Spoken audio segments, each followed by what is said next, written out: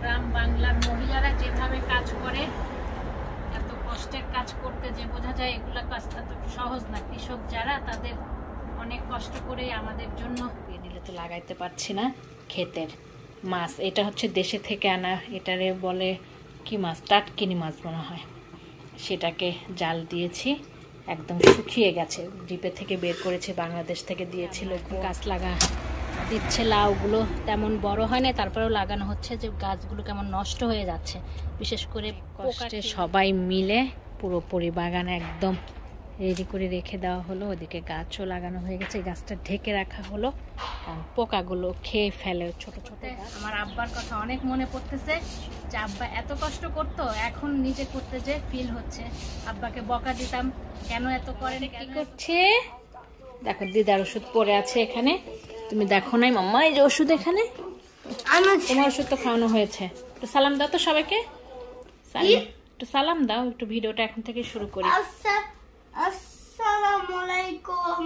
তাকাও এদিকে, বানানো হচ্ছে, খেতে নিতে পারছি না। এদিকে তাকাও, তাকাই সালাম দাও সবাইকে, সুন্দর করে সালাম দাও। আসসালামু আলাইকুম। চেহারা এমন করছো কেন?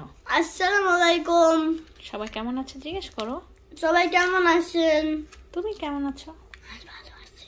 এত আসতে আর ভালো আছি। যাক, সারিম আসতে বাবা, ছুটির দিন সারিম লেখাপড়া করতে করতে যে সব একদম টেবিলে সব মানে খুলে রেখেছে বই খাতা, ট্যাব নিয়ে বসেছে। আর ড্যাডি তো মাত্র জানানো হচ্ছে। আর যে ড্যাডি তো বাইরের কাজ শুরু করেছে, আমরাও এখন যাব আবার কাজ শুরু করতে। বানানা দিয়েছি, বানানা তো একটুও খাও নাই। আমি হচ্ছে নিতে পারছি না, ওই কাঁটা চামচ দিয়ে খাও বাবা প্লিজ।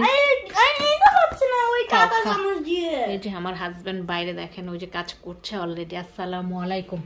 আশা করছি যে যেখানে আছেন সবাই ভালো আছেন। আমরাও আলহামদুলিল্লাহ ভালোই আছি। রান্না বান্না সব কমপ্লিট করলাম, এখন আমি আর শাশুড়ি মাও বাইরে যাব, গাছে মানে মাটি ঠিক করব, গাছ লাগানোর সব কিছু ঠিক করতে হবে। ভাত বসিয়ে দিয়েছে, আমার হাজবেন্ড অলরেডি বাইরে চলে গেছে। আমরা তিনজন মিলে আজকে বাইরের কাজগুলো করে নিব, গাছ লাগানোর। মাটিগুলো না কুবিয়ে নিলে তো লাগাইতে পারছি না। ক্ষেতের মাছ, এটা হচ্ছে দেশে থেকে আনা, এটারে বলে কি মাছ, টাটকিনি মাছ মনে হয়। সেটাকে জাল দিয়েছি, একদম শুকিয়ে গেছে, ডিপে থেকে বের করেছে, বাংলাদেশ থেকে দিয়েছিল বোন। আর এটা বেগুন ছোট ছোট করে কেটে একটু পেঁয়াজ রসুন কাঁচামরিচ দিয়ে ভেজে রেখে দিয়েছি, খাওয়ার সময় শুধু চটকিয়ে নিব ভর্তার জন্য।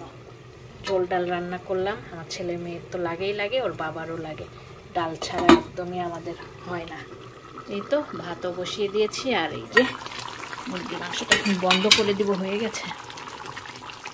মুরগির মাংস রান্না করলাম একটু আলু দিয়ে, আলু না দিলে আবার ছেলে মেয়ের জন্য মানে আলুটা, মাংস না হলেও হবে, আলু লাগবে, এরকম একটা অবস্থা।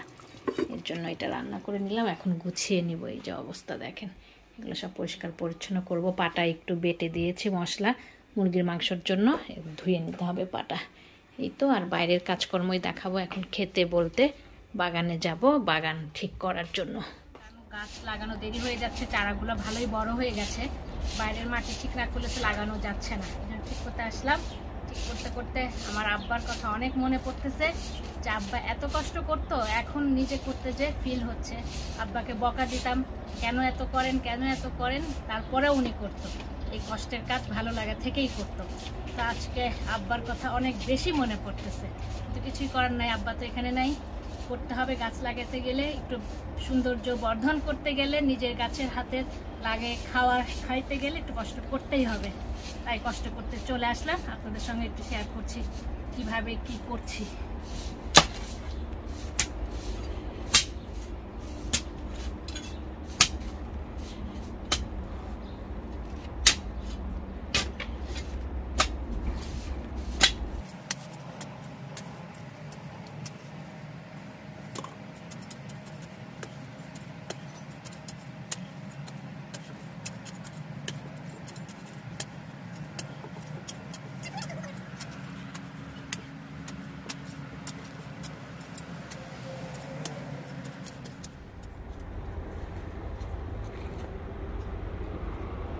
সব গাছগুলো উঠাই দিছি, সব বস্তার ভিতরে ভরিয়ে দিছি।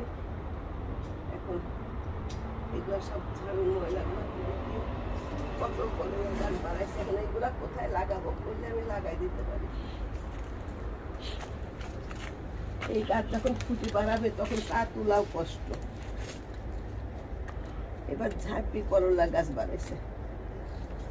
কই করলা গাছ? এই যে করলা গাছ, ওখানে ঘরের ভিতর কত করলা গাছ।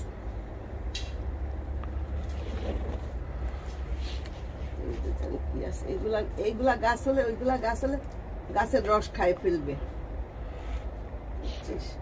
আম্মা এখন গাছ লাগা দিচ্ছে, লাউগুলো তেমন বড় হয় না, তারপরেও লাগানো হচ্ছে যে গাছগুলো কেমন নষ্ট হয়ে যাচ্ছে, বিশেষ করে পোকা খেয়ে নিচ্ছে, পাখি সব আশ্রয় গাছগুলো নষ্ট করে দিচ্ছেন। ছোট অবস্থাতেই লাগানো হলো কিছু চারা। এটা কি হয়, আরও তো চারা আছে, কিছুটা আগে টেস্ট করার জন্য দেওয়া হলো খেতে।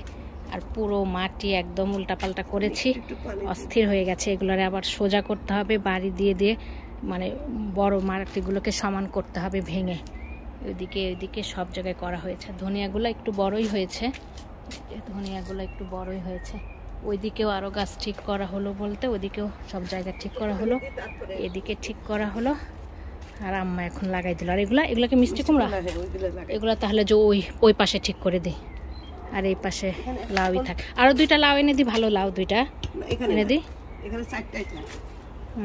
এই তো আম্মা লাগাচ্ছে আর আমি দুজন মিলে ভালোই কষ্ট করছি গাছের জন্য। গাছ তো হলে ভালোই লাগে, প্রথমে ভালোই কষ্ট। হ্যাঁ ওখানে, ওখানে গ্রাম বাংলার মহিলারা যেভাবে কাজ করে, এত কষ্টের কাজ করতে যে বোঝা যায় এগুলা কাজটা তো সহজ না। কৃষক যারা, তাদের অনেক কষ্ট করে আমাদের জন্য সবজি, ধান সবকিছু মানে তৈরি করে।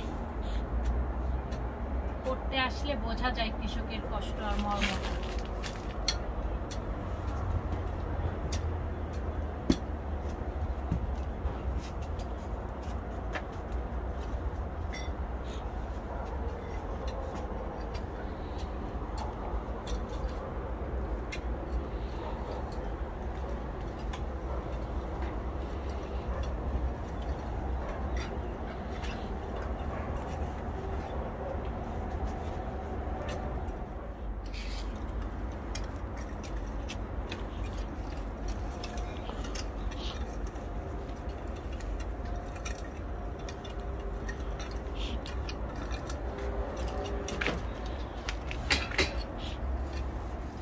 করে নিচ্ছে হাজবেন্ড। আমাদের লেবু গাছটা কত বড় হয়েছে।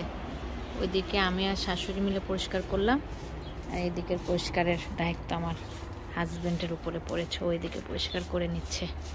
আজকে শুধু সব দিকে পরিষ্কার পরিচ্ছন্নরই পালা।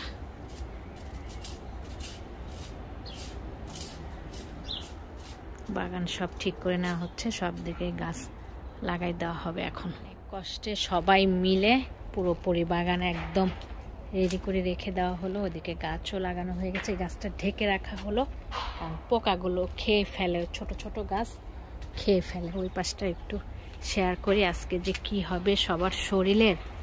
একদম পুরো শরীর ব্যথা হয়ে গেছে এখনই।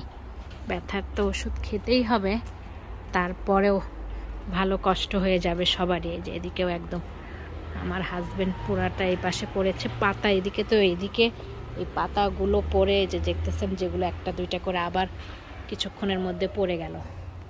এগুলো পরিষ্কার করতে ভালো কষ্ট হয়েছে। সারিমের ড্যাডির পুরো এগুলো বিছায় ছিল, ওই মানে এই গাছের ওই ফলের মতো চিকন চিকন ওই পাতাগুলো তো না, এগুলো ফলই মনে হয় বলে, এগুলো থেকে গাছ হয়। আবার এই জায়গাটায় যে পুরোটা ইয়ে করেছে, কেমন শিকড় দিয়ে ভরে গেছে।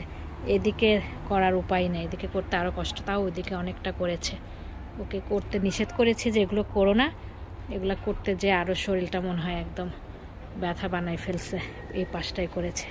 এই তো সব করা হয়ে গেল। এখন একে একে গাছগুলো লাগাবো। এগুলো সব চারা দেওয়া হয়েছে। এগুলো হচ্ছে ইয়ে বলে রাঁধুনি লাগাইছিলাম, রাঁধুনি একটু বের হয়েছে। এই ঘরে চলে যায়, পরিষ্কার পরিচ্ছন্ন কাজ অনেক করেছি, শেয়ার করেছি, দেখেছেন একদম অনেক টায়ার্ড, সবার শরীর ব্যথা হয়ে গেছে বাইরের কাজ করে। আর কোনো কিছুই পরে শেয়ার করি নাই। এখন বাইরে থেকে খাবার কিনে এনেছে রাতের ডিনারে। আর দুপুরে তো যে মুরগি রান্না করেছিলাম একটু দেখিয়েছিলাম, রান্না তো আর দেখাই নেই, সেগুলো রয়ে গেছে। বলতে রুটি দিয়ে খাওয়ার জন্য একটু ঝোল করে বেশি করে রান্না করা হয়েছিল মুরগিটা, দুপুরের সালাদটাও রয়ে গেছে। আর এখন কিনে নিয়ে এসেছে ছোলার ডাল, পাকিস্তানি দোকানের এই ডালটা অনেক ভালো লাগে রুটি দিয়ে খেতে। এটা একটু খুলো তো, রুটির এর মধ্যে রেখেছি হচ্ছে হটপট দিয়ে দিয়েছিলাম যেন হটপটে করে নিয়ে আসে, তাহলে রুটিটা গরম থাকবে। বাবা একটু বাটারও দিয়ে দিচ্ছে উপরে, খুব ভালো লাগতেছে রুটিগুলো দেখতে, অনেক সফট তো রুটিগুলো। ওই দোকানে সিটি চিকেনের নাকি, এই জন্য সিটি চিকেনের আবার রুটিগুলো খুব ভালো লাগে, নান রুটিগুলো। আর ইয়েটা মুরগি আনতে মানে টিকিয়া টাইপের ওই যে গ্রিল টাইপের মুরগি, ওটাও মজা, কিন্তু আনতে নিষেধ করেছি কারণ আমার মুরগি রান্না আছে দেখে। ডালটাও অনেক মজা হয়, বুটের ডালটা এই রুটি দিয়ে খেতে। আমার মেয়েটাও এখানে আছে, কিন্তু মেয়েটার শরীরটা ভালো যাচ্ছে না। মেয়েটার শরীরটা কালকে রাতে একদমই ঘুমায় নাই, আজকে একটু ঘুমিয়েছিল, আবার বিকালে উঠে গেছে। আজকে তো বলতে দুপুরে দিকে ঘুমিয়েছে, আবার উঠেও গেছে হচ্ছে এই বিকালে। আমার মাটার খাওয়া শেষ, কিন্তু এখন একটু বসানো হয়েছে যে আমাদের সঙ্গে রুটি যেহেতু আনলো একটু খায় নাকি দেখি, নাহলে এখন শোয়াই দেব। আর সবাই তো শরীর ব্যথা হয়ে গেছে। আম্মা কই, আম্মা এখানে নাই, এখন আসবে আম্মা, সবাই মিলে খাবার খেয়ে নিব। সারিমকেও চেষ্টা করব এই রুটিটা খাওয়ানোর। সারিম আজকে রুটি খাওয়া আমাদের সঙ্গে, ওকে? যে গরম গরম রুটি দেখো না। আচ্ছা এখন তো আমরা খেয়ে নিই সবাই মিলে, তারপরে আর কি আজকে তো আর ব্লগটাও রেগুলার বড় করব না, এখানে আল্লাহ হাফেজ করে নিব। এত টায়ার্ড সবার শরীর যে আর কিছু আর শেয়ার করার মতো অবস্থা নাই। সবাই আমাদের জন্য দোয়া করবেন। আজকে এখানেই ব্লগটা শেষ করে দিচ্ছি, নতুন কোনো ব্লগে দেখা হয়ে যাবে। আল্লাহ হাফেজ। Thank you for watching my video. আমার চ্যানেলটিকে ভালো লেগে থাকলে সাবস্ক্রাইব করবেন, বেল বাটনটিকে ক্লিক করবেন, লাইক করবেন, কমেন্ট করবেন, শেয়ার করবেন। ধন্যবাদ।